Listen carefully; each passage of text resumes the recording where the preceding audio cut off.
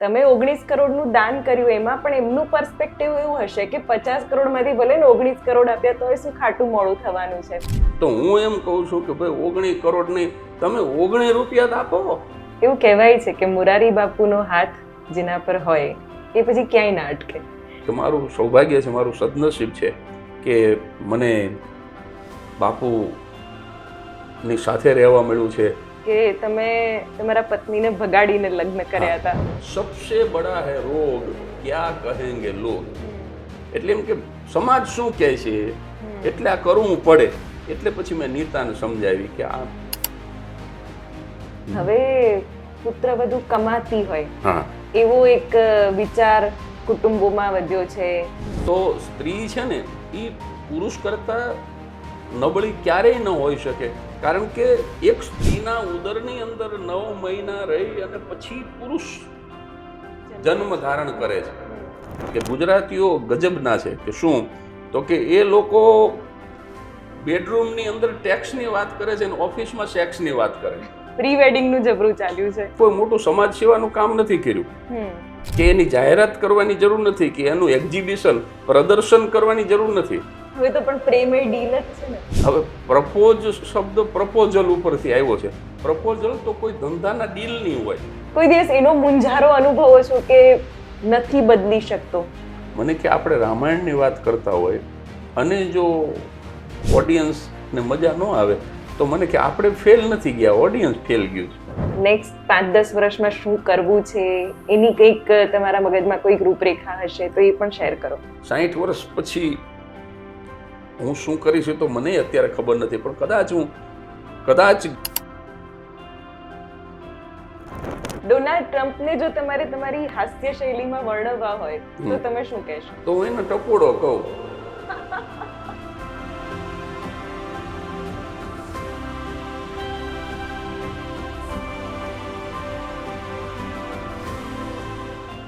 આજે ધ શિવાની શોમાં હાજર છે એક એવું વ્યક્તિત્વ કે જે હંમેશા સમાજને સદુપયોગી રહ્યું છે અને એમણે માત્ર મૂકી દેવામાં માન્યું છે.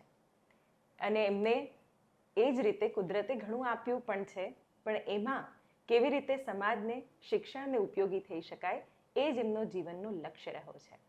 આજે શિવાની શોના સ્ટુડિયોમાં હાજર છે પદ્મશ્રી ડૉક્ટર જગદીશભાઈ ત્રિવેદી. જગદીશભાઈ, ખૂબ ખૂબ સ્વાગત છે. ધન્યવાદ. જગદીશભાઈ, તમારા વિશે એટલું બધું સાંભળ્યું, એટલું બધું વાંચ્યું, એવું લાગે કે એક વ્યક્તિત્વ પર એક આખો ગ્રંથ લખાઈ જાય. અને મને એ જ મૂંઝવણ હતી કે હું હવે એમને પૂછું શું, કારણ કે બધું તો તમે કહી દીધું છે. વાત સાચી છે, છતાં આપને જે કંઈ પૂછવું એ પૂછો. અને જે તમે આખી તમારી જર્નીની વાત છે કે કેવી રીતે શૂન્યમાંથી સર્જન અને એકદમ સાધારણ પરિવારનો એક દીકરો જ્યારે એક આયામ પોતાનું એક મેળવે છે, પોતાનું સ્થાન મેળવે છે, કેવી રીતની આખી જર્નીને તમે જુઓ છો તમારી દ્રષ્ટિએ?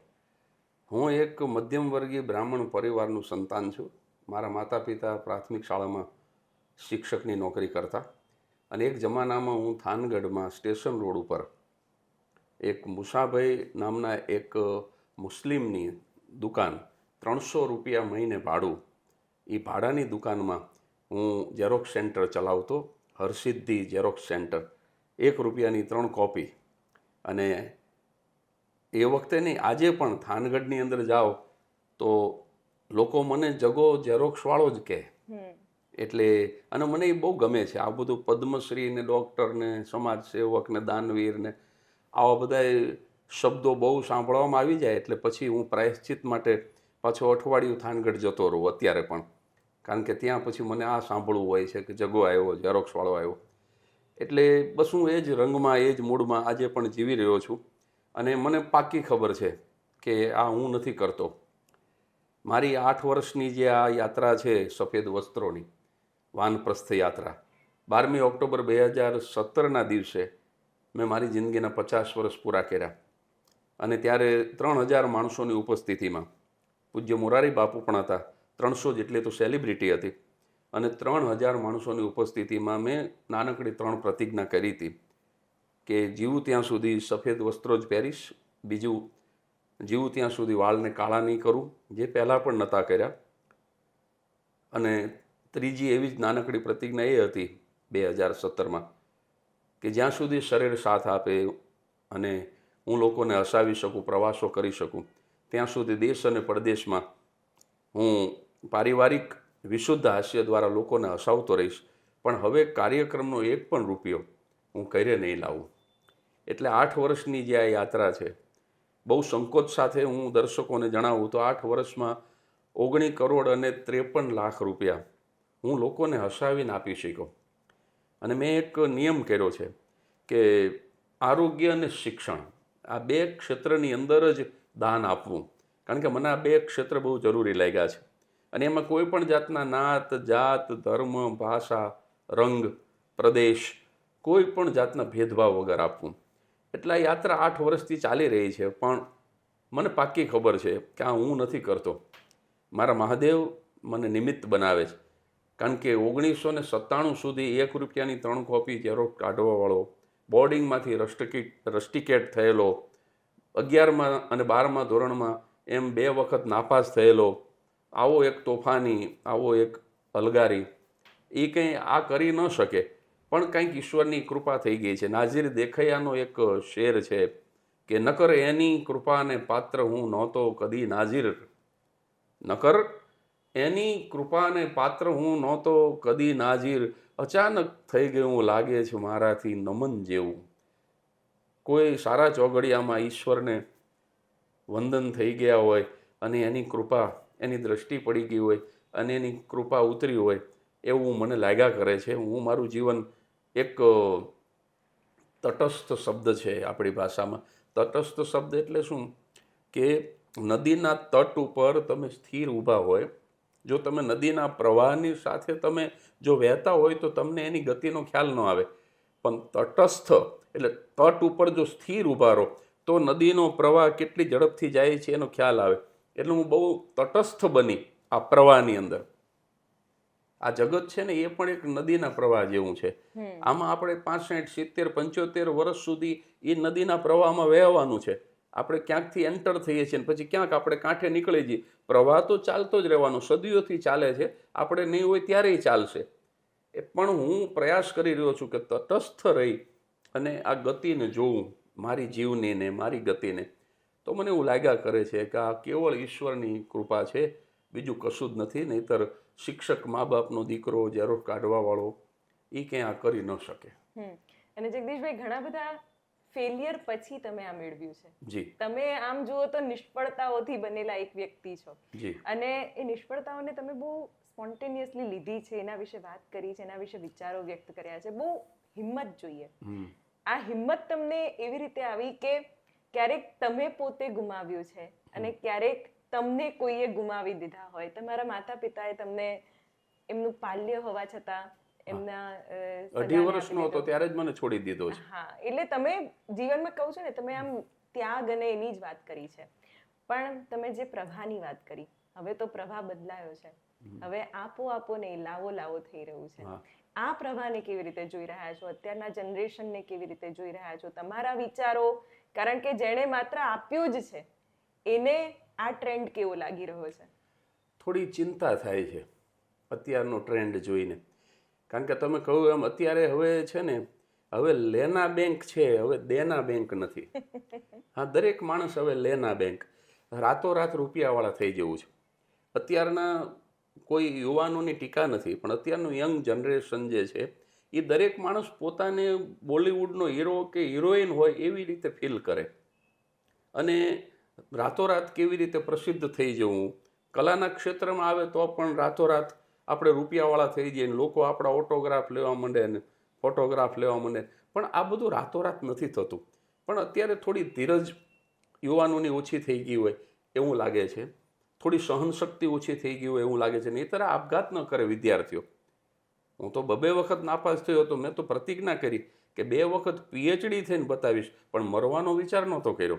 તો અત્યારે શું છે, અત્યારે તો એક માર્ક્સ, ટકા નહીં, એકાદો માર્ક્સ ઓછો આવે અને મેડિકલ કોલેજની અગાશીમાં ચડી અને આ નસની અંદર ઇન્જેક્શન મારી અને ડૉક્ટર થવા માટે સર્જાયેલા બ્રિલિયન્ટ છોકરા કે છોકરી એ મરી જાય, એના મા બાપે કેટલા બધા અરમાનો સાથે, કેટલી બધી આશાઓ સાથે એને યુવાન કર્યા હોય, ઘણી વખત મકાન વેચી, ઘરેણાં વેચીને એની મેડિકલની ફી ભરી હોય, એ આ છોકરાઓ કંઈ વિચારતા જ નથી અને મરી જાય છે.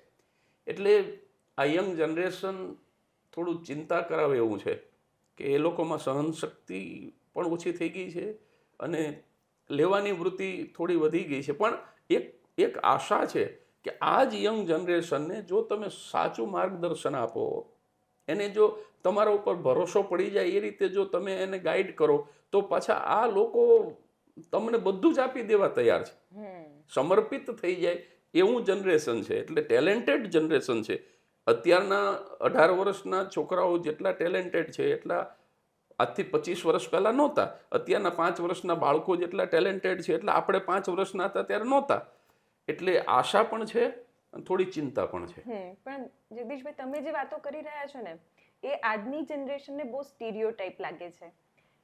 કેવા પંતુજી જેવા વિચારો છે એવું પણ કહેવામાં આવતું હોય છે. ઇવન પેરેન્ટ્સ પણ આ બધી વાતોથી સહમત નથી થતા. એ લોકો પણ બાળકને પ્રેક્ટિકલ બનાવે છે. કોમ્પિટિટિવ વર્લ્ડમાં કેવી રીતે તું કોમ્પિટ કરી શકે છે, કેવી રીતે પૈસાદાર બની શકે છે, એ જ રીતના સંસ્કાર પણ ઘરમાંથી આપવામાં આવે છે. એટલે ક્યાંક તમે જે આ જનરેશનની વાત કરી રહ્યા છો એમાં પેરેન્ટિંગ કે એનો ઉછેર પણ ક્યાંક જવાબદાર છે. એમાં શું છે, ખરેખર તો હું ઘણી વખત બોલ્યો છું કે જો આપઘાતની જ વાત કરીએ અથવા તો ડિપ્રેશનની વાત કરીએ તો એમાં વાલી વધારે જવાબદાર છે. કારણ કે પેરેન્ટ્સ એને એક ટાર્ગેટ આપી દે છે, તારે ડૉક્ટર થવાનું છે, તારે આ થવાનું છે, તારે આ કરવાનું છે. પછી બીજું, do not compare your child with anyone. તમારે તમારા કોઈ પડોશીના સગાના બાળક સાથે તમારા બાળકની સરખામણી ન કરાય. આ લોકો પોતાના બાળકની સરખામણી પડોશીના સગાના છોકરા સાથે કરે કે તારી માસીની દીકરી 98 લાવી તો તારે 98 લાવવાના છે. પણ મર્સિડીઝનું એન્જિન અને એમ્બેસેડરનું એન્જિન બેયની એવરેજ હરખી ન હોય. એ તમારા સાઢુભાઈની દીકરી છે, આ તમારી દીકરી છે. એટલે આ બધી જે સરખામણી છે ને એ બાળકને બહુ ટેન્શન કરાવે છે. તુષાર શુક્લ, આદરણીય પદ્મશ્રી તુષાર શુક્લ, એ એમના પ્રવચનમાં બોલ્યા હતા કે આજના મા બાપ શું કરે, ઘડીકમાં બાળકને સ્વિમિંગમાં નાખી આવે, ત્યાંથી હજી તો ભીનું ઉપાડે, ત્યાં તો કરાટેમાં મૂકી આવે, કરાટેમાંથી ઉપાડે, પછી ઇંગ્લિશ સ્પોકનમાં નાખી આવે, ત્યાંથી ઉપાડે, વળી સ્કૂલમાં મૂકી આવે, ત્યાંથી ઉપાડે, વળી યોગામાં મૂકી આવે. તમારે બધા જ વિષયની અંદર તમારા બાળકને એક્સપર્ટ કરવું છે એ શક્ય નથી. તો પછી તમારે 7 બાળકો પેદા કરવા જોઈએ કે જેથી કરીને બધા એક વિષયમાં એક્સપર્ટ થાય. તમારું એક જ બાળક 7 વિષયમાં એક્સપર્ટ ન થાય. એટલે મા બાપની અપેક્ષાઓ વધી ગઈ છે અને અપેક્ષાઓ દુઃખો સર્જે છે. સાચી વાત. હા, એટલે vote is the definition of problem? અત્યારે શું માણસો નો પ્રોબ્લેમ બહુ બોલે છે, પણ ખરેખર તો પ્રોબ્લેમ એટલા બધા વધી ગયા છે એટલે નો પ્રોબ્લેમ બોલે છે. અને મારા કલાગુરુ શાહબુદ્દીન રાઠોડ સાહેબે આ વ્યાખ્યા આપી કે what is the definition of problem? તો distance between reality and expectation, that means problem. એટલે અત્યારે હવે આપણી કેપેસિટી જ 1 બેડરૂમ હોલ કિચનના ફ્લેટની હોય અને પછી આપણે બંગલાનું એક્સપેક્ટેશન રાખીએ, 1 ને બદલે 2 નું રાખીએ. પણ આપણે પછી બંગલાનું કે ફાર્મ હાઉસનું એક્સપેક્ટેશન, આ વસ્તુ વાલીઓ કરી રહ્યા છે બાળકોના ભવિષ્ય માટે. એટલે બાળકો ડિપ્રેશનમાં છે અને વાલીઓ ટેન્શનમાં છે. પ્રી વેડિંગનું જબરું ચાલ્યું છે. હા, પ્રી વેડિંગનો વિડીયો ખૂબ લોકોએ મને એવા મેસેજ આવ્યા અનેક કે તમારું આ રીલ જોઈને, મારી પાસે મારા સેલફોનમાં છે મેસેજ, કે મેં મારા લગ્નની અંદર પ્રી વેડિંગ શૂટ કરવાનું બંધ રાખ્યું છે. કારણ કે આ કોઈ આપણા શાસ્ત્રોક્ત વિધિનો હિસ્સો નથી, આ કંઈ ફરજિયાત નથી, આ તો દેખાદેખીથી ઉદ્ભવેલી વાત છે. અને થોડું આપણને એવું લાગે કે કદાચ તમારી પાસે સંપત્તિ જરૂરિયાત કરતાં વધારે હોય અને તમે આવું કંઈ કરીને વેડફો તો હજુ વાંધો નથી કે તમારી પાસે સરપ્લસ છે. પણ દુઃખ તો એ વાતનું છે કે મધ્યમ વર્ગીય ગરીબ કહી શકાય એવા પરિવારના મા બાપ પોતાના સંતાનોનું પ્રી વેડિંગ શૂટ કરાવે. પ્રી વેડિંગ શૂટ કરે એનો વાંધો નથી, પણ એની અંદર એ કયા પ્રકારના કપડાઓ પહેરે છે, કેવા સીન આપે છે, એ બધું જાહેરમાં મૂકવા જેવું નથી હોતું. અને એ પછી તમે સોશિયલ મીડિયા ઉપર મૂકો, તમારા પરિવાર પૂરતું રાખો તો વાંધો નથી. એક હમણાં બેબી બમ્પનું ચાલ્યું છે, એના ઉપર પણ મેં રીલ બનાવી છે, હું આજે જ મૂકવાનું છું આ પોડકાસ્ટ પૂરું થાય પછી. તો આ તમારા પરિવાર પૂરતું રાખો. સંતાન, દરેક દંપતીએ સંતાન પેદા કરવું જોઈએ. અને હું એવું વ્યક્તિગત રીતે માનું છું કે દરેક યુવક યુવતીએ લગ્ન પણ કરવું જોઈએ. અત્યારે સમસ્યા શું છે, આજથી 10 વર્ષ પહેલાં હું જતો અમેરિકા અને મારા મિત્રોના ઘરે ઉતરતો તો એના દીકરા દીકરીઓ એમ કહેતા કે અમારે કેરિયર બનાવી છે, હમણાં અમારે પરણવું નથી. એટલે 30 વર્ષ, 32 વર્ષ, 35 વર્ષ સુધી પરણે નહીં. પણ હવે એક દુઃખદ સમાચાર એવા છે કે આ છેલ્લા 2 વર્ષથી હું જઉં છું તો મારા મિત્રોના દીકરા દીકરીઓ એમ કહે છે કે અમારે પરણવું જ નથી. We not want to take responsibility, you know, એમ કે આપણને. એટલે એવા યુવાનને હું એમ કહું, એવા યુવતીઓને, કે તમે જ્યારે વૃદ્ધ થઈ જશો ત્યારે તમારા મા બાપ મરી ગયા છે, તમારા ભાઈ બહેન પોતાની દુનિયામાં એ વ્યસ્ત થઈ ગયા છે, ત્યારે તમારી રિસ્પોન્સિબિલિટી કોણ લે છે? કારણ કે મને એવું લાગે છે કે પતિ પત્નીને એકબીજાની જરૂરિયાત જેટલી યુવાનીમાં નથી પડતી એનાથી વધારે બુઢાપામાં પડે છે. એટલે દરેક વ્યક્તિએ લગ્ન કરવું જોઈએ. લગ્ન કર્યા પછી સંતાન પણ પેદા કરવા જોઈએ. પણ તમે કોઈ સંતાનને જન્મ આપવા જઈ રહ્યા છો, આ કોઈ મોટું સમાજ સેવાનું કામ નથી કર્યું કે એની જાહેરાત કરવાની જરૂર નથી, કે એનું એક્ઝિબિશન, પ્રદર્શન કરવાની જરૂર નથી. એ તમારા પૂરતું રાખો. એટલે મને તો એવું લાગે આ બેબી બમ્પના હું વિડીયો જોઉં છું કે આ બેબી બમ્પ નથી પણ મર્યાદાના કુંડાળા બહાર કરેલો જમ્પ છે. આપણે મર્યાદામાંથી બહાર નીકળી ગયા એવું લાગે. એટલે આ બધું દેખાદેખીથી થયું છે, નહીતર આ કંઈ આપણા શાસ્ત્રોમાં હતું નહીં, આપણી વિડીયોમાં હતું નહીં. ફિલ્મોની, સિરિયલની, વેસ્ટર્ન કલ્ચરની ત્યાં ઓલું પ્રપોઝ કરવાનું ચાલ્યું. હવે પ્રપોઝ શબ્દ પ્રપોઝલ ઉપરથી આવ્યો છે. પ્રપોઝલ તો કોઈ ધંધાના ડીલની હોય કે અમારા ફેક્ટરી લેવી છે, અમારી પ્રપોઝલ 5 કરોડની છે, પછી તમને જેમ લાગે એમ આપણે ડીલ કરીએ. હવે તો પણ પ્રેમ એ ડીલ જ છે ને, સંબંધ તો ડીલ જ છે, ડીલ થઈ ગયું છે. નહીતર સાહેબ આઈ લવ યુ બોલ્યા વગર આપણા દાદા દાદીએ 70 વર્ષના દાંપત્ય જીવન વિતાવ્યા. 70 વર્ષ પરિણા પછી અને 70 વર્ષમાં આઈ લવ યુ નથી બોલ્યા, અને છતાંય દિલથી પ્રેમ કર્યો. અને આ ગુલાબના ફૂલ આપીને ફોટા પડાવે છે ને, એ 3જા મહિને તો ડિવોર્સના કેસ લડતા હોય. એટલે આ થોડું ચિંતા કરાવે છે. પ્રેમની જ વાત છે. હું પણ ઘણી વખત પ્રેમની, સંબંધોની વાત કરતી હોઉં છું મારા ફોલોઅર્સ સાથે, અને ત્યારે મને ખરેખર જે કોમેન્ટ સેક્શનમાં જે વાતો મને જાણવા મળતી હોય એનાથી હું ઓબ્ઝર્વ કરું છું કે લોકો અત્યારે ઇમોશનલી સખત ક્રાઇસિસમાં છે. હા છે. તમે જે રીતે પ્રેમની વાત કરી રહ્યા છો કે 4-5 વર્ષ બસ બધું આમ આનંદ માણી લીધો અને પછી એ વ્યક્તિમાંથી તમને રસ જતો રહે છે ને એ તમને ડિપ્રેશન, મેન્ટલ હેલ્થ ઇશ્યુ ને બધું જ આપે છે. અને હવે તો લિવ ઇન રિલેશન સુધી પહોંચી ગયા ને. બિલકુલ. અને લિવ ઇન તો હવે કેવું થઈ ગયું છે જગદીશભાઈ, હવે બ્રેકઅપ અને લગ્ન તૂટવા આ બંને સરખું થઈ ગયું છે. હવે કોઈ કમિટમેન્ટ વાળી વાત, લોયલ્ટી વાળી વાત નથી. અને અત્યારની જે જનરેશન જે કરી રહી છે એ પ્રેમ કરી રહી છે કે કેમ એ પણ એક સવાલ છે. બરાબર છે. એટલે એના વિશે પણ તમારા શું વિચારો છે? પ્રેમ વિશે શું વિચારો છે? સંબંધો હવે ખાલી કામ પૂરતા રહ્યા છે કે પછી એની કોઈ ડેપ્થ હજી પણ કંઈ ફીલ કરવા જેવી ખરી? પહેલા તો આમાં શું છે કે તમે ચારિત્રને કેટલું મહત્વ આપો છો એ બહુ અગત્યનું છે. તમે અત્યારે જ બોલ્યા કે હવે બ્રેકઅપ થાય અને લગ્ન વિચ્છેદ થાય, એ બંને સરખું થઈ ગયું. એનો મતલબ કે જે તમે લગ્ન પછી કરો છો એ તમે કુંવારા પણ કરો છો. એટલે આ જે ભેદરેખા ભૂંસાઈ ગઈ ને એમાંથી આ બધી સમસ્યાઓ જન્મી છે. અને હમણાં સરસ તમે બોલ્યા ઇમોશન બાબતે, તમે જે બોલ્યા તો બહુ સાચી વાત છે. આપણી લાગણીઓ ઘણી વખત યોગ્ય વ્યક્તિ જ્યારે તમને ન મળે, યોગ્ય પાત્ર વ્યક્ત કરવા માટે તમારી લાગણીઓને, ત્યારે પણ એક બહુ મોટો મૂંઝારો થતો હોય છે. અને અત્યારે એ સમસ્યા બહુ મોટી છે કે સાચી વાત કોને કહેવી, તમારા દિલની વાત કોને કહેવી. કોઈના ખભે માથું મૂકીને રોઈ લેવાનું મન થાય, પણ એવો એક ખભો ખરો કે જે ખરેખર તમે માથું મૂકીને રડી શકો? અત્યારે લોકો કાંધ માટે ખભો આપવા તૈયાર છે માણસ મરી જાય પછી.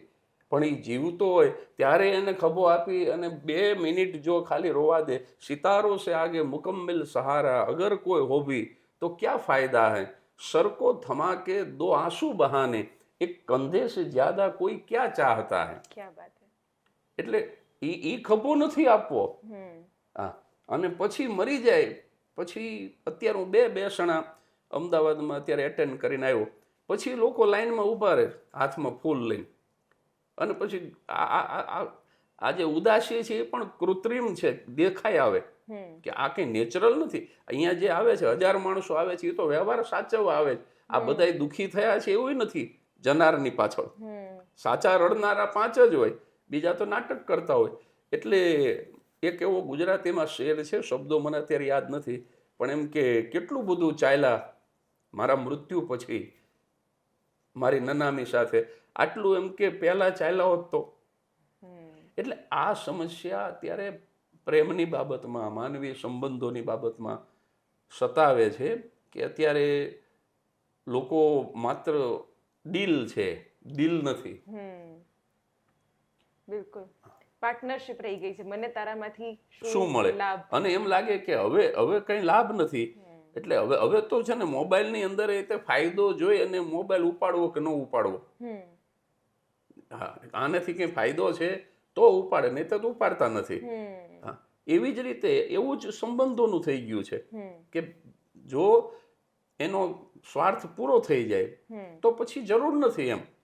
એટલે હવે નિસ્વાર્થ સંબંધો એ હવે શોધખોળનો વિષય થઈ ગયો છે. અને કદાચ આ જ કારણ છે કે લોકો હવે એકલતા, ડિપ્રેશન અનુભવી રહ્યા છે. હા, સીધું જ કારણ છે. કારણ કે એને ગ્રાહકો ઘણા છે એની પાસે, મિત્ર એ કંઈ નથી. ઘણા વર્ષ પહેલા હું બોલતો મારા કાર્યક્રમોમાં કે તમે જ્યારે ઓફિસેથી, તમારા કાર્યક્ષેત્રથી તમે જ્યારે ઘરે જાઓ ત્યારે એમ કે તમે ડાક્ટર કે વકીલ કે શિક્ષક બનીને ન જતા, તમે કાં પિતા, કાં પતિ, કાં પુત્ર બનીને જજો. કારણ કે તમારા ઘરે રાહ જોવે છે એ તમારા પેશન્ટ નથી, અસીલ નથી, તમારા વિદ્યાર્થી નથી, એ તમારો પરિવાર. એટલે આ બધું અહીંયા મૂકીને જજો. તમારું જે કાર્યક્ષેત્ર હોય, તમારી ઓફિસ કે તમારું દવાખાનું, આ માણસો એ ઘરે લે. અને ચંદ્રકાંત બક્ષી વર્ષો પહેલા એક વાક્ય બોલ્યા હતા કે ગુજરાતીઓ ગજબના છે. કે શું? તો કે એ લોકો બેડરૂમની અંદર ટેક્સની વાત કરે છે અને ઓફિસમાં સેક્સની વાત કરે છે.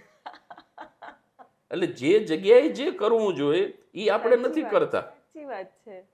એટલે આ જે કોલાહલ છે ને એ એનો છે, સમજણનો અભાવ છે, સ્નેહનો અભાવ છે, સમર્પણનો અભાવ છે.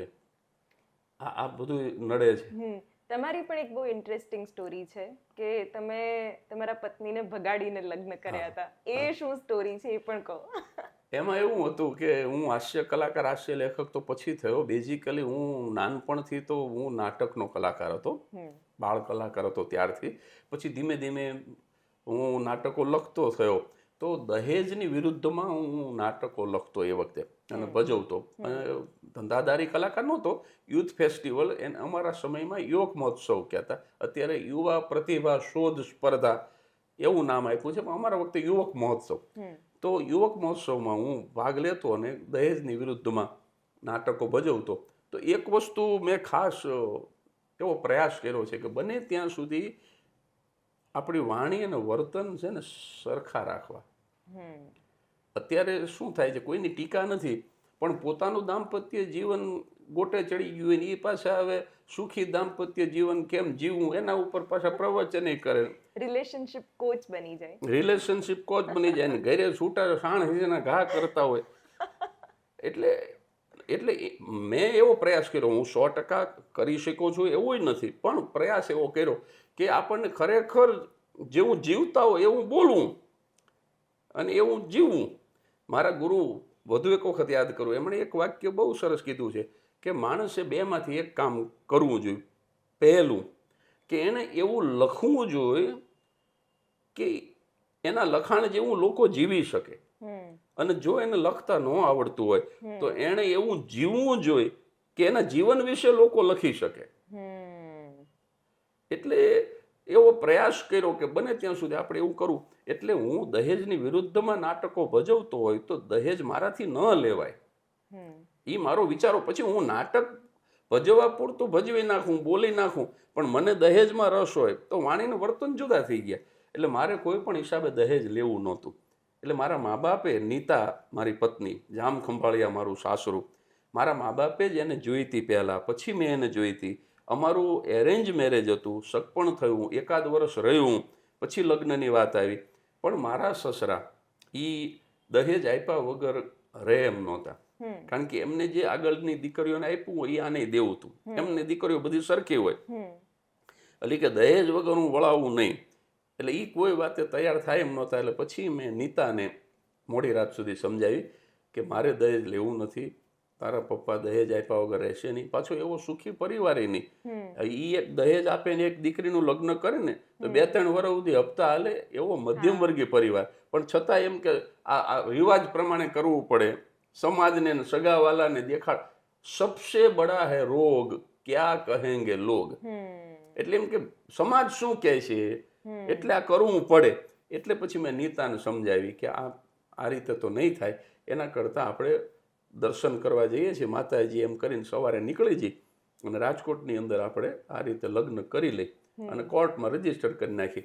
એટલે બસમાં બેસીને વહેલી પરોડે જામ ખંભાળિયાથી નીકળી ગયા, રાજકોટ આવ્યા. રાજકોટ મિત્રો તૈયાર હતા, એને ત્યાં લગ્નની વિધિ પતાવી, કોર્ટમાં રજીસ્ટ્રેશન કર્યું. એમ કરી અને 25મી ઓક્ટોબર 93ના દિવસે અમે પરણી ગયા. એટલે મારો એને ભગાડવા પાછળનો આશય આ જ હતો કે મારે કરિયાવર નહોતું લેવું, દહેજ મારે નહોતું લેવું.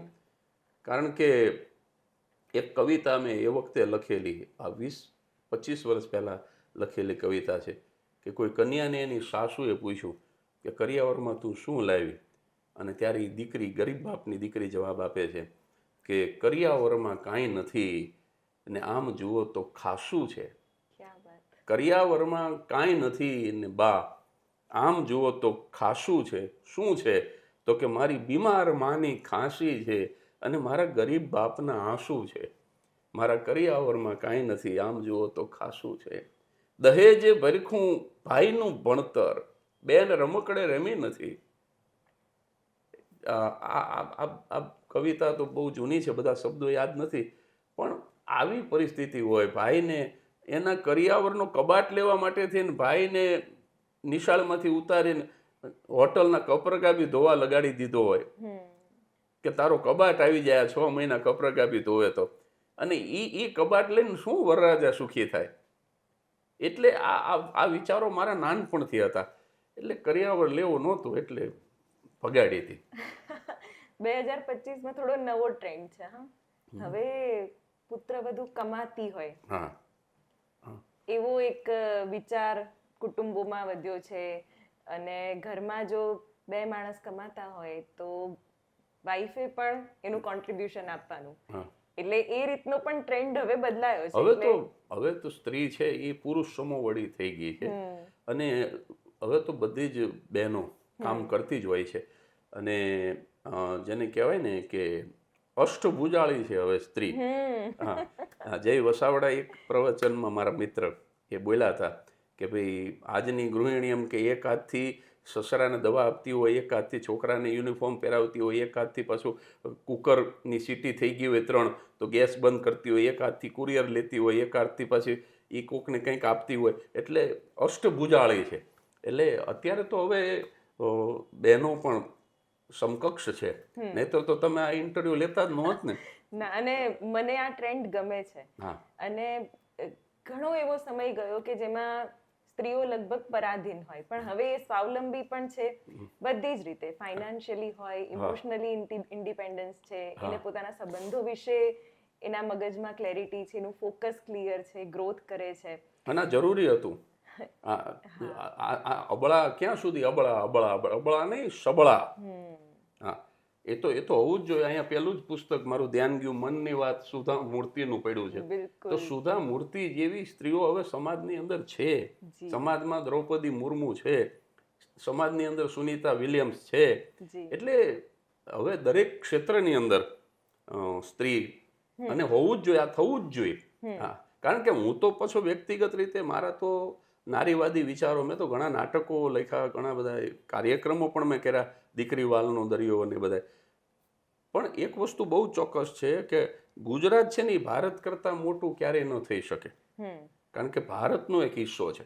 આ એક બહુ સિમ્પલ વાત મને જે સમજાણી મારી મતિ બુદ્ધિ પ્રમાણે, તો સ્ત્રી છે ને એ પુરુષ કરતાં નબળી ક્યારેય ન હોઈ શકે, કારણ કે એક સ્ત્રીના ઉદરની અંદર 9 મહિના રહી અને પછી પુરુષ જન્મ ધારણ કરે છે.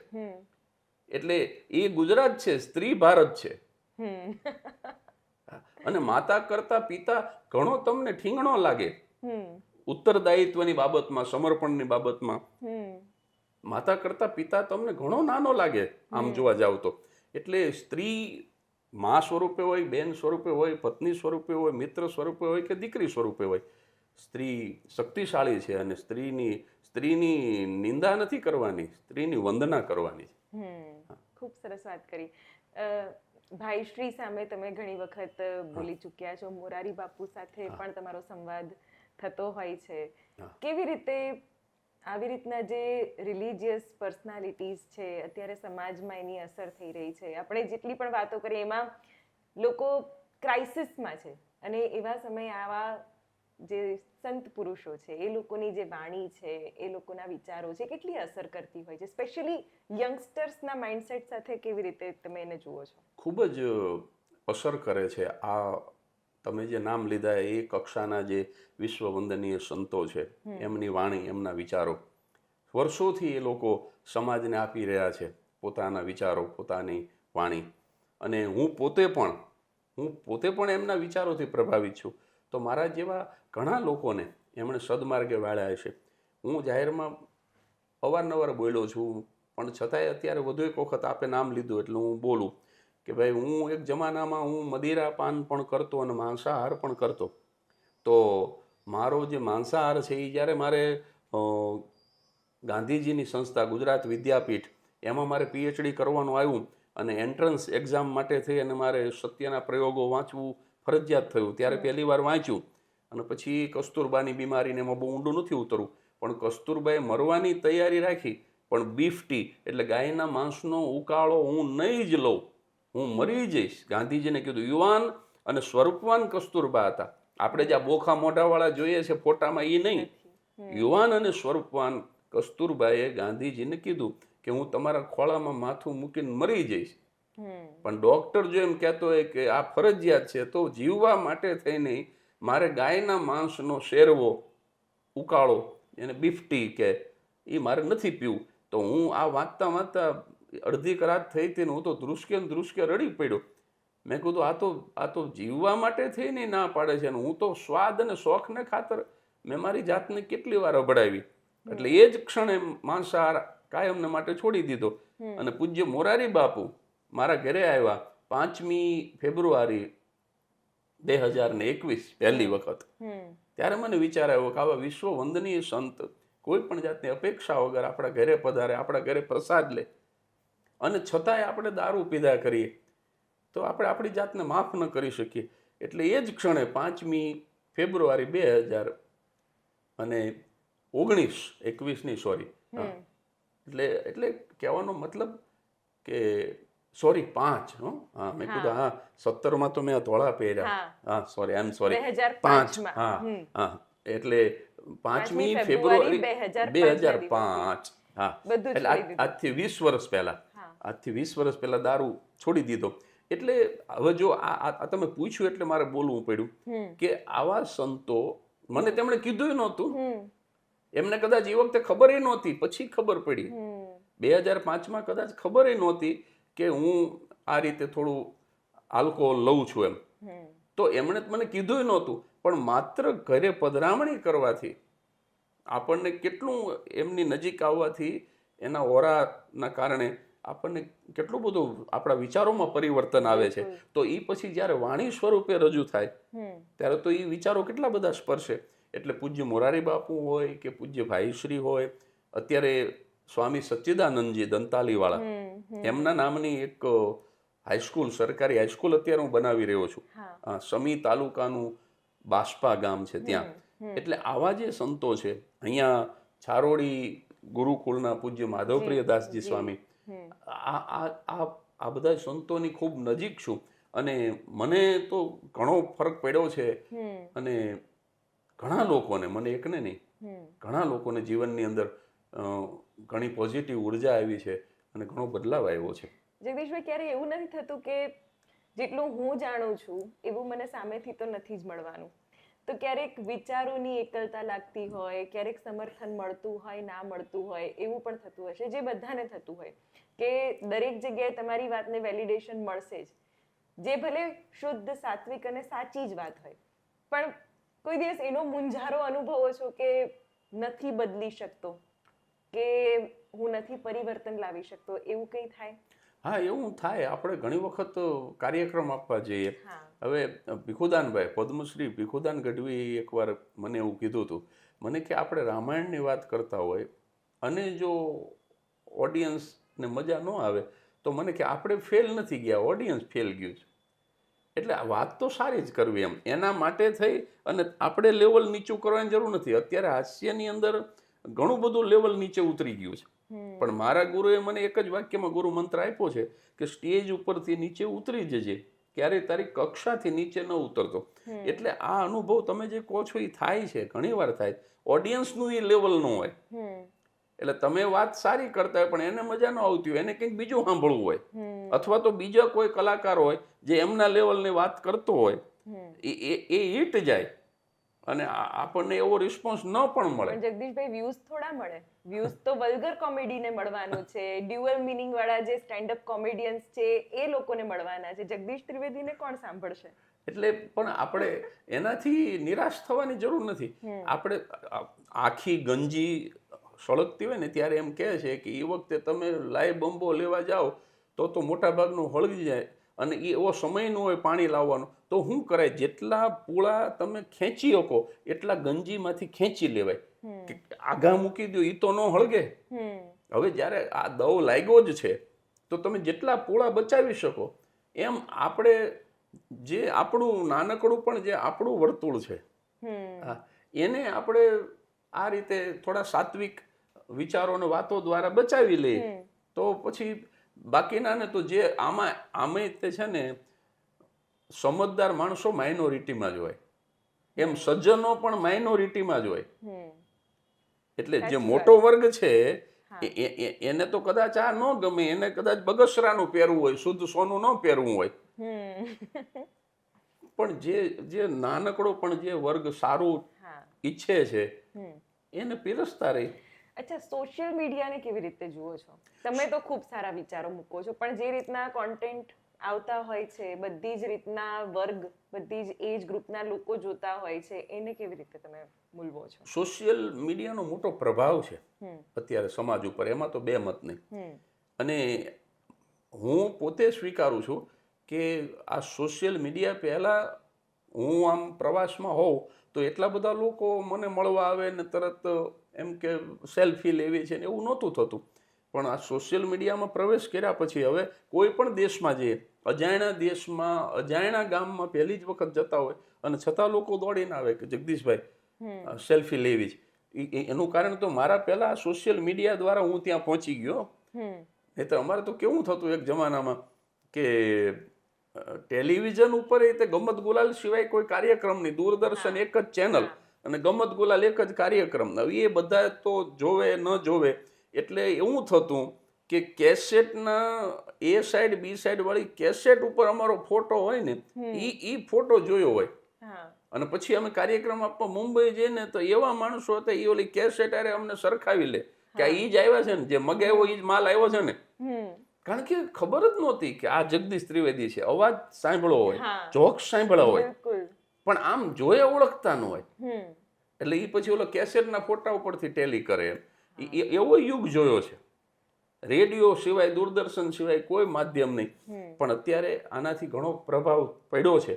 અને એમાંય તે આ બધા જે બીજા નવા જે આવ્યા બધા સોશિયલ મીડિયાના પણ ઉપકરણો, એટલે એનાથી તો બહુ વિશેષ આ બધા રીલ જે વાયરલ, આ જો તમે જ કીધું ને કે આ પ્રી વેડિંગ ફોટો શૂટ હજી કાલે જ મૂક્યું છે, પણ આખી દુનિયામાં ખૂબ ઘણા લોકો સુધી પહોંચી ગયું.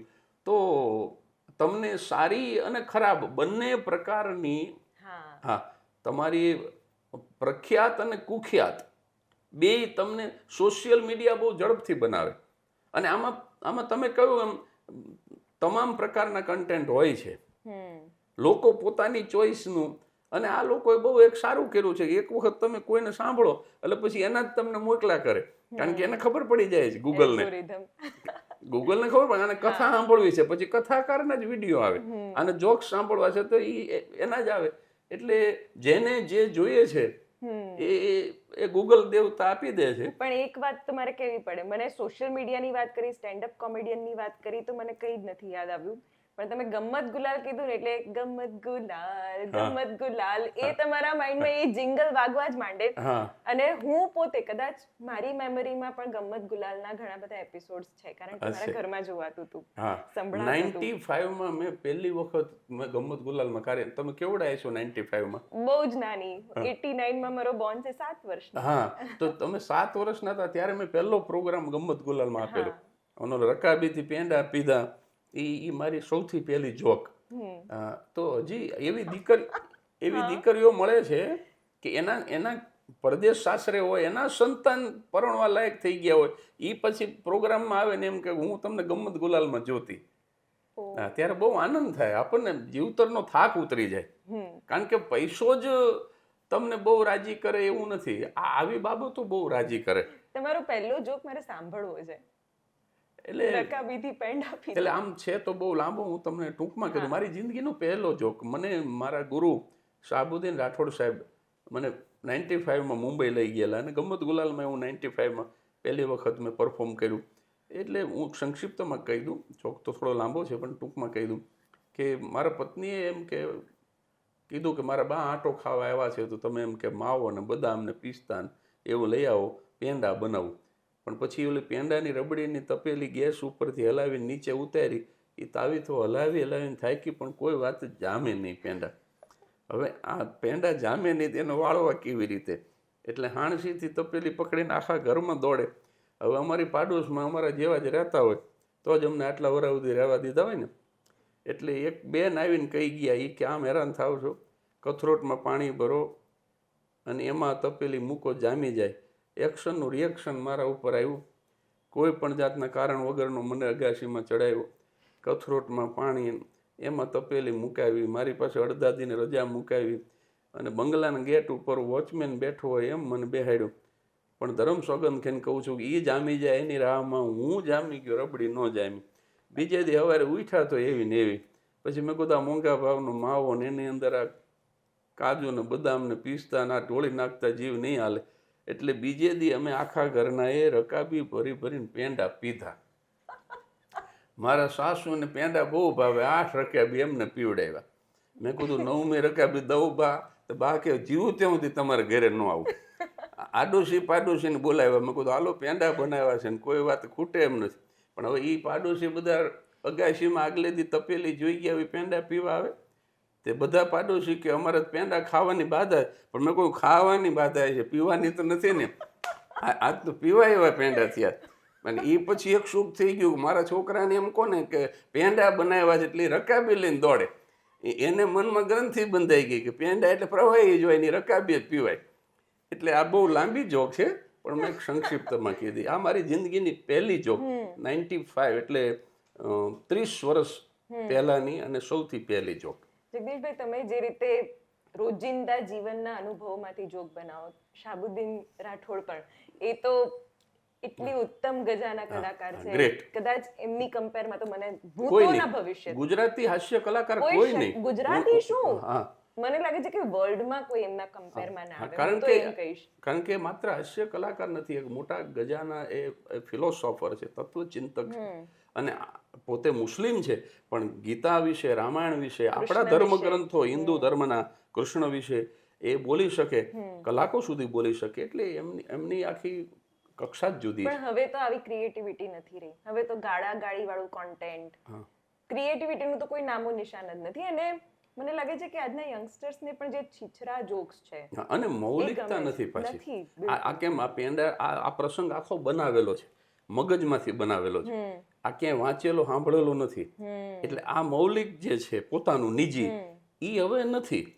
હવે તો સોશિયલ મીડિયામાંથી ક્યાંય મળી ગયું, વોટ્સએપમાં મેસેજ આવ્યો, કંઈ છાપામાં વાંચી લીધું, એટલે એને તોડી મરોડી અને પછી હમણાં જ એક કોન્ટ્રોવર્સી થઈ હતી જેમાં એક ઇન્ફ્લુએન્સર એક બહુ જ ગંદુ અને બીભત્સ વાત પોતાના માતા પિતા વિશે બોલી ગયા, અને એ કોન્ટેન્ટ પણ એવું હતું કે કોઈ ઇંગ્લિશ ઇન્ટરવ્યુ હતું, એમાં કહેવાયેલી વાત હતી ને જે અહીંયા ભારતમાં રિપીટ કરવામાં આવી છે. એટલે ક્યાંક ઓરિજિનાલિટી તો ખોવાઈ જ છે, પણ લાગી રહ્યું છે કે હવે જે બીજી જનરેશન આવી રહી છે એને આવું સારું કોન્ટેન્ટ, હેલ્ધી કોન્ટેન્ટ સાંભળવા મળશે. હા, અને એક વખત ટેવ પાડશે ને પછી એને ખ્યાલ આવશે કે આમાં શું તફાવત છે. એટલી ધીરજ છે લોકોમાં. જેનામાં હશે એ પામશે, જેનામાં ધીરજ હશે એ પામશે. અને બે વસ્તુ, ગોળ અને ખોળ, બે ચાખો પછી તમને ખબર પડે કે ટેસ્ટી શું છે એમ. પણ ઘણા સારા પણ વસ્તુઓ થઈ રહી છે, જેમ કે અત્યારે ભારતનું નામ હવે થોડું સાંપ્રત પ્રભાની પણ વાત કરી લઈએ. અત્યારે દેશ વિદેશમાં ભારતનું અત્યારે નામ છે. એક હેલ્ધી પોલિટિકલ એટમોસ્ફિયરમાં આપણે રહી રહ્યા છે. જે રીતે આપણે અમુક જે ઉતાર ચઢાવ જોયા છે એ હવે સ્ટેબલ પણ લાગી રહ્યા છે. ગુજરાતમાં પણ સારું કામ થઈ રહ્યું છે. તો કેવી રીતે અત્યારના પોલિટિક્સને જોઈ રહ્યા છો, જીઓ પોલિટિક્સને જોઈ રહ્યા છો, વૈશ્વિક વાતાવરણ ભારત માટે કેવું બની રહ્યું છે, તમારી શૈલીમાં જ કહો. એટલે અત્યારે નરેન્દ્રભાઈ મોદી આપણા ભારતના વડાપ્રધાન છે, અને એક સર્વે એમ કહે છે કે વિશ્વના એ સૌથી લોકપ્રિય નેતા છે. એટલે આ કોઈ હું ભાજપનો પ્રચારક છું અને હું વખાણ કરું છું એવું પ્રેક્ષકો પ્લીઝ ન માને. પણ અત્યારે આપણે અમેરિકાના એરપોર્ટ ઉપર ઉતરીએ ને આમ ઇન્ડિયન પાસપોર્ટ આપણે ઇમિગ્રેશન ઓફિસરને ધરીએ તો અત્યારે આપણી સામે જોવાની એની દ્રષ્ટિ બદલાઈ ગઈ છે. બિલકુલ. એટલે અને બીજું કે અત્યારના વર્તમાન જે પ્રમુખ છે ટ્રમ્પ, ડોનાલ્ડ ટ્રમ્પ, તો એને અમુક જે નિર્ણયો આવતા હોય જે લીધા અતિ ઉત્સાહમાં આવીને, અને પછી એ જે કંઈ એનું થયું વૈશ્વિક, પણ અત્યારે પાછા એને ઢીલા પડવું પડ્યું ભારતની સામે, કારણ કે ભારતમાં આત્મનિર્ભર થવાની તાકાત છે. ડોનાલ્ડ ટ્રમ્પને જો તમારે તમારી હાસ્ય શૈલીમાં વર્ણવવા હોય તો તમે શું કહેશો? તો હું એને ટપોડો કહું. હું તો અહીંયા કાર્યક્રમમાં બોલતો હતો કે અમારે એક તારક મહેતાનો ટપોડો તો ભારતમાં ફેમસ છે, પણ આ તમારો અમેરિકાનો ટપોડો છે. કારણ કે એને ટેરિફ એ જે એને કર્યું એ બરાબર નહોતું. આજે અમેરિકા પણ સ્વીકારે છે, આખું વિશ્વ સ્વીકારે છે કે આવી રીતે ભારતની સાથે 140 કરોડની આબાદી ધરાવતા દેશની સાથે તમે આમ ન કરી શકો. અને અત્યારે એમને એનો ખ્યાલ આવ્યો. અને હું કોઈ આ દાવત બેવરેજીસનો હું પ્રચાર કરું છું એવો અર્થ પણ પ્રેક્ષકો ન કરે, દર્શકો ન કરે. પણ એક રાજકોટની બાજુમાં, ગોંડલની બાજુમાં મોવિયા ગામમાં એ દાવતના નામથી એક ગુજરાતી ભાઈડો બેવરેજીસ બનાવે છે. પણ એ મને એટલા માટે, હું તો એને મળ્યો નથી, મને નામે નથી આવડતું, છતાંય હું આ જાહેરમાં બોલું કે જ્યારે હું મળીશ ત્યારે એને અભિનંદન આપીશ.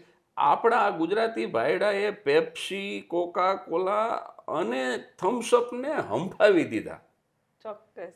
તો આપણને ગૌરવ થાય કે હિન્દુસ્તાની તરીકે ને ગુજરાતી તરીકે કે આવા ઉત્પાદકો આપણી પાસે પડ્યા છે, આવા ભેજા અમુક જે બનાવે છે અમુક લોકો, આપણને થાય કે શું આનું મગજ છે, આનું કેવું ભેજું છે. તો આપણી પાસે છે આ બધું. અને આપણે જો હર ઘર સ્વદેશી, ઘર ઘર સ્વદેશી આ સૂત્રને બરાબર પકડી તો 140 કરોડની આબાદી છે સાહેબ, આપણે ધારીથી કરી શકીએ. એટલે મને ઉજ્જવળ લાગે છે. આ કોઈ ભાજપનો પ્રચાર નથી કરતો, પણ આપણી આ આબાદી જો આપણે એક થઈએ તો ઉજ્જવળ ભવિષ્યનું અચૂક નિર્માણ થાય. વાહ, વાતો કરવાની બહુ જ મજા આવી. છેલ્લો પ્રશ્ન, જગદીશ ત્રિવેદીને અત્યારે આ ઘડીએ જો એક શબ્દમાં વર્ણવવા હોય તો તમે કેવી રીતે વર્ણવશો? બહુ તમે અઘરો સવાલ કર્યો. અઘરો છે પણ બહુ જ વિચાર માંગી લે એવો છે, પણ એ સ્પોન્ટેનિયસલી જવાબ આપવાનો છે. એક જ શબ્દ મારે પકડવો હોય,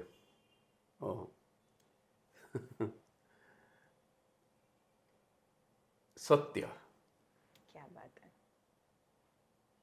જે અંદર છે એ જ બહાર છે. હા, સત્ય. ક્યાં વાત. એટલે આપણે જે ભૂલો કરી છે જીવનમાં તો એ હું સ્વીકારું છું. અને જે કંઈ સારું કર્યું છે ઈશ્વર કૃપાથી થયું છે. ભૂલો મેં કરી છે, મેં ઘણી ભૂલો કરી. અને 2027ની 12 ઓક્ટોબર હું 60 વર્ષ પૂરા કરીશ. અને ત્યાં સુધીમાં મેં સંકલ્પ પણ કર્યો છે. પૂજ્ય મોરારી બાપુને ગઈકાલે જ હું કહેતો હતો, આપણે યાદ કર્યા એટલે, કે બાપુ આ 23 મહિના જે બચ્યા છે 23 મહિનાની અંદર હું મારા હુંને મારી નાખીશ. અને જો હું નહીં મરે તો હું મરી જઈશ.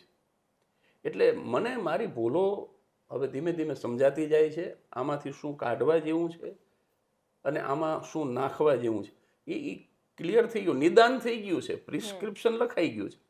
હવે તો મેડિસિન લઈ અને આપણે લેવાનું શરૂ કરીએ એટલે તરત અસર થાય એવું છે. એટલે હવે નિદાન તો થઈ ગયું છે, હવે તો એક્શન, ઉપચાર અને દવા લેવાની વાત છે. એટલે હમ જો કુછ હૈ જૈસે હૈ વૈસે દિખાઈ દેતે હૈ, ચહેરે पे ભભૂત નહીં મળતે, હમ કાલે બાલ નહીં કરતે. ક્યાં વાત હે. હા, એટલે અને સત્ય. આ વાસ્તવિકતા અને જે તમે છો એ જ બતાવવું આજના દુનિયામાં ખરેખર ચેલેન્જિંગ છે, એ તમે કરી રહ્યા છો. એટલે હેડ્સ ઓફ ટુ યુ. હા, નાટક નથી કરવું. નાટકનો કલાકાર હતો નાનપણથી. નાટક મારો પહેલો પ્રેમ પણ ખરો, પણ જીવવામાં નાટક નથી કરવું એમ. એટલે ઘણી વખત લોકોને નથી ગમતું. આપણે સાચું કહી દઈએ મોઢા મોઢ, એટલે ઘણી વાર લોકો નથી ગમતું, સંબંધો તૂટી જાય છે.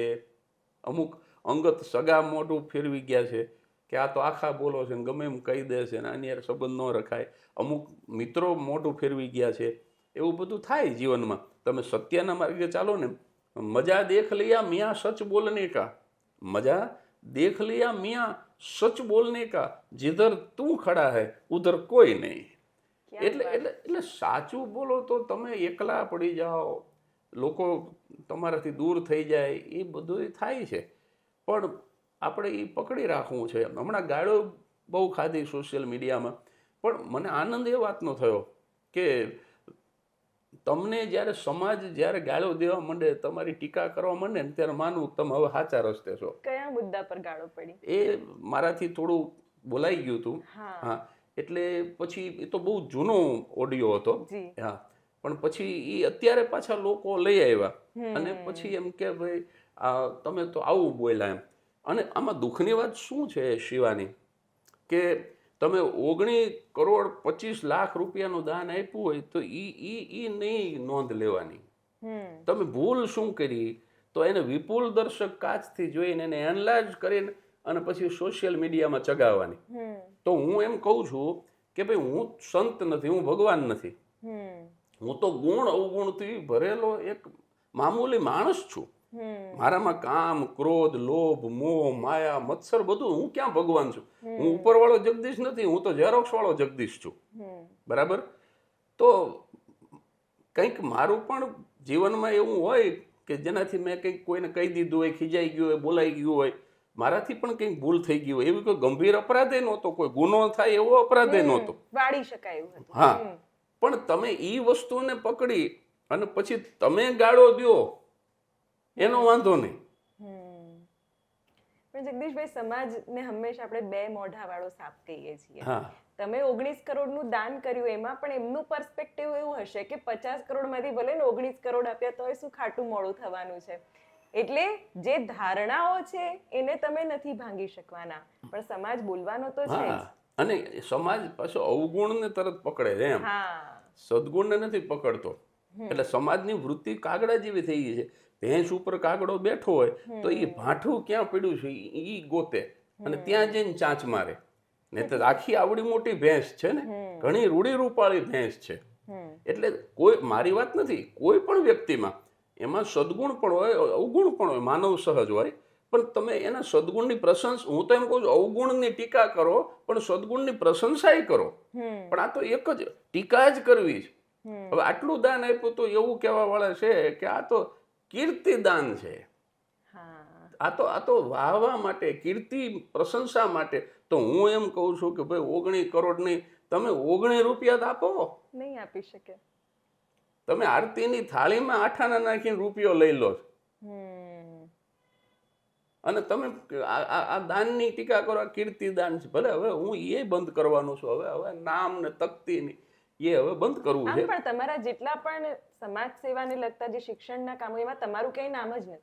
તમે માત્ર એક સપોર્ટ સિસ્ટમ છો, બાકી નામ કોઈ દિવસ તમે ખાટ્યું મેં 12 શાળાઓ જે બનાવી, પાયામાંથી 12 શાળાઓ, સરકારી શાળાઓ, મારી કોઈ શાળા નથી.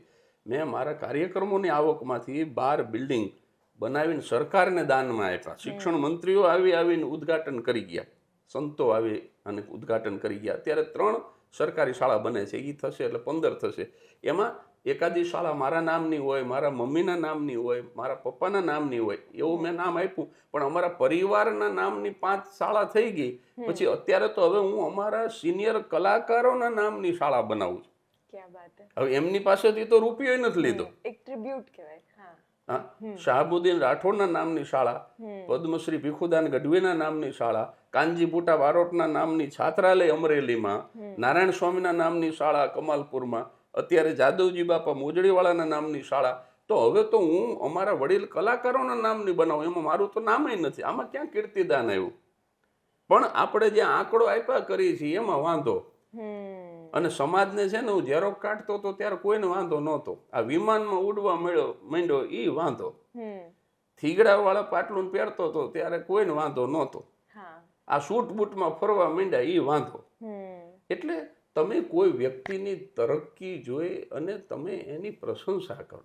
પણ આ પ્રશંસાવાળી વાત આવી, સમાજની વાત આવી, પણ ઘણી વખત આપણે એવું કહેતા હોઈએ છીએ કે એક હાથે દાન કરો તો બીજા હાથે ખબર ના પડવી જોઈએ. પણ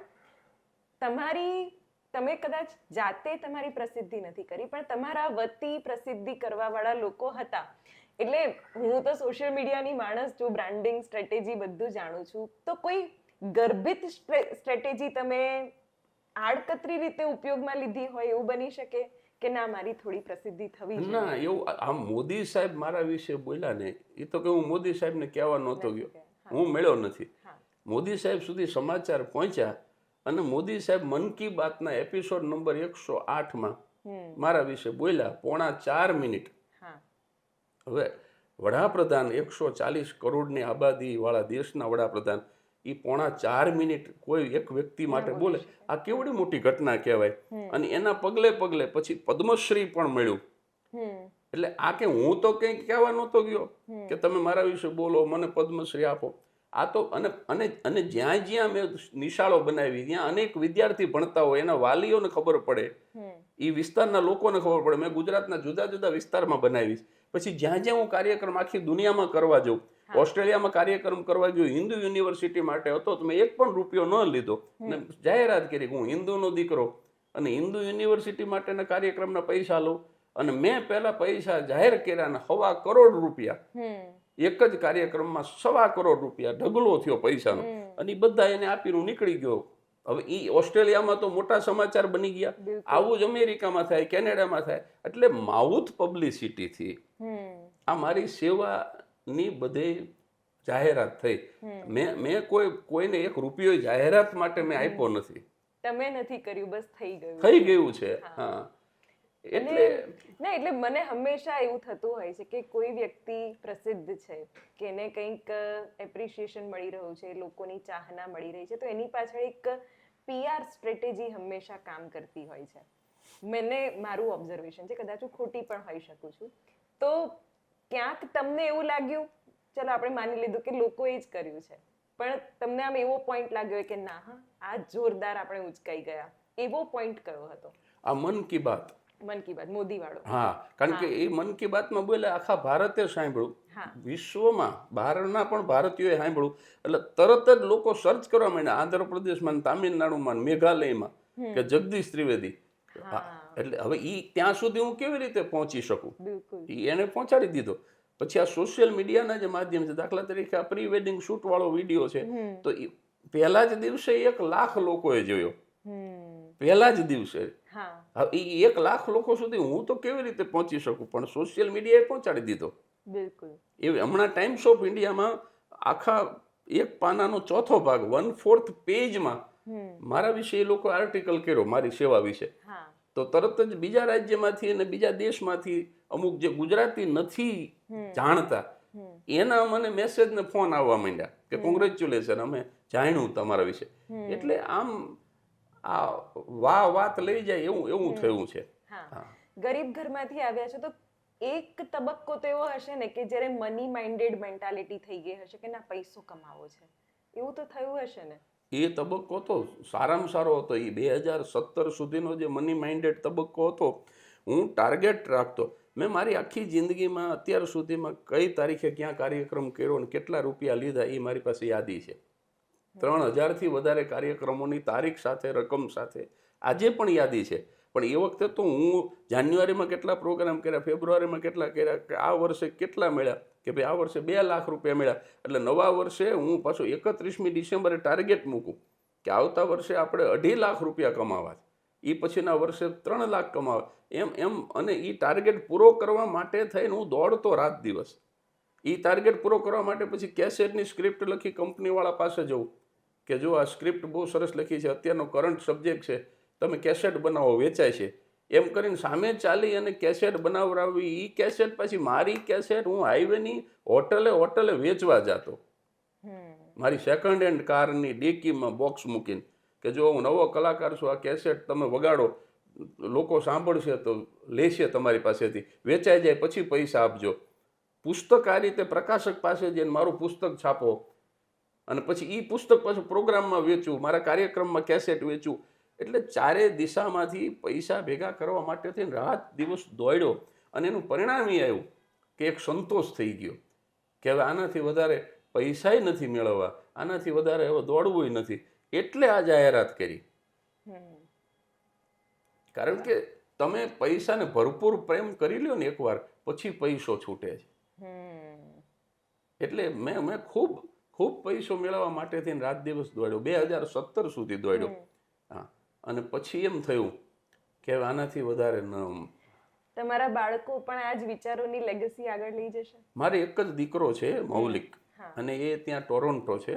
એના પત્ની છે, એ ડેન્ટિસ્ટ છે, રુશાલી. અને ઈશ્વરની કૃપાથી મારી દીકરી નહોતી તો હું બહુ અફસોસ કરતો. અમે બંને પતિ પત્ની. તો મહાદેવે એવી સરસ કૃપા કરી કે મારા દીકરાને ત્યાં ટ્વિન્સ બેબી ગર્લ, 2 દીકરી એક સાથે, આદ્યા અને આર્યા. એટલે એ 4 ત્યાં રહે છે. હું ને મારા પત્ની અને મારા પિતાશ્રીનું અવસાન થઈ ગયું છે, મારા માતુશ્રી 87 વર્ષના, એમની સાથે અમે અહીંયા રહીએ છીએ. એટલે અમે 3 ને 4, આ અમારો 7 મેમ્બરનો પરિવાર છે. પણ મારા દીકરા વિશે હું એટલું જ કહીશ, એ તે ગૂગલમાં જોબ કરે છે અને અમ્પાયર છે, પ્રોફેશનલ ક્રિકેટનો અમ્પાયર પણ છે મારો દીકરો. હા, પણ મોરારી બાપુએ સાવરકુંડલાની હોસ્પિટલ માટે કથા કરી. ત્યાં લલ્લુભાઈ શેઠ આરોગ્ય મંદિર નામની એક હોસ્પિટલ તદ્દન નિઃશુલ્ક એ દર્દીઓની સેવા કરે છે. અને મને આ અહમની અભિવ્યક્તિ ન ગણે દર્શકો, પણ ત્યાં જગદીશ ત્રિવેદી કેન્સર વોર્ડ છે એ હોસ્પિટલની અંદર. એટલે એ કથા બાપુએ કરી તો ત્યાં મેં એ વખતે હજી હું તાજો નિવૃત્ત થયેલો, એટલે 18ની સાલની શરૂઆત જ હતી, 2-3 મહિના મને થયેલા સફેદ પહેરાઈને. ત્યાં હું 5 લાખ રૂપિયા બોલ્યો હતો. બાપુને એ વખતે 5 લાખ વધારે લાગ્યા હતા કે હું 5 લાખ આપું એ મોટી રકમ લાગે એવી મારી પરિસ્થિતિ હતી. પછી થોડા વર્ષ પછી રાજુલામાં એવી જ હોસ્પિટલ માટે બાપુ કથા કરતા હતા. એટલે મેં નીતાને મારી પત્નીને કીધું કે હું ત્યાં 5 લાખ આપી આવું છું, તો અહીંયા 5 લાખ આપી આવું. એટલે હું નીકળ્યો રાજુલાની કથામાં જવા માટે. તો મૌલિકનો કેનેડાથી એની મમ્મી ઉપર ફોન આવ્યો કે પપ્પા ક્યાં છે? તો કે તો રાજુલા ગયા. શું કામ? તો કે 5 લાખ રૂપિયા આપણે સાવરકુંડલાની હોસ્પિટલમાં આપ્યા હતા, તો આમાં 5 લાખ દેવા જોઈએ. તરત જ એ ફોન કટ કરી અને મારા દીકરાનો, હું રાજુલા જતો તો રસ્તામાં ફોન આવ્યો. મને કે પપ્પા 5 લાખ રૂપિયા દેવા જાઉં છું. મેં કીધું આ મારો એકનો એક દીકરો મને કહે છે. મને કે પપ્પા ઓલા 5 લાખ આપ્યા એને તો કેટલા વર્ષ થઈ ગયા, હવે મોંઘવારી વધી ન હોય, તમારે વધારે આપવા જોઈએ. એને તો મને એમ કીધું કે તમારે 10 લાખ રૂપિયા દેવા જોઈએ. પણ એ વખતે મારી પાસે 10 લાખ હતા નહીં, મારી પાસે એ વખતે 7 લાખ જ હતા. એટલે પછી હું 5 ને બદલે 7 આપીને આવ્યો. પછી તો મેં એમાંય 21 આપ્યા, પણ એ વખતે નહોતા. એટલે મને એવી, જો મારી પત્ની જો આ મારા નિર્ણયની અંદર સંમત ન થઈ હોત તો મારી તાકાત નહોતી હું ધોળા પહેરી શકું, આ વાનપ્રસ્થ જે જીવન હું જીવી રહ્યો છું જીવી શકું. એટલે હું કાયમ ઘણીવાર બોલ્યો છું જાહેરમાં કે હું ભલે રામ ન થઈ શક્યો પણ નીતા મારા માટે સીતા છે. એટલે મારી પત્નીએ ક્યારેય મોઢું નથી બગાડ્યું. હું આ બધું જ આપી દઉં છું, 100% આપી દઉં. વહીવટી ખર્ચ લીધા વગર આપી દઉં છું. હું વહીવટી ખર્ચ પણ નથી લેતો. તો મારી પત્નીએ મોઢું નથી બગાડ્યું. મારે એક જ દીકરો છે, એ મૌલિક મને એમ કે ભાઈ 5 નહીં 10 આપો, તમારા પૈસા તમે વાપરો, તમને જ્યાં ઠીક પડે ત્યાં. હું મારી રીતે સુખી છું, હું મારું કરી લઉં છું, મારે તમારા પૈસાની જરૂર નથી.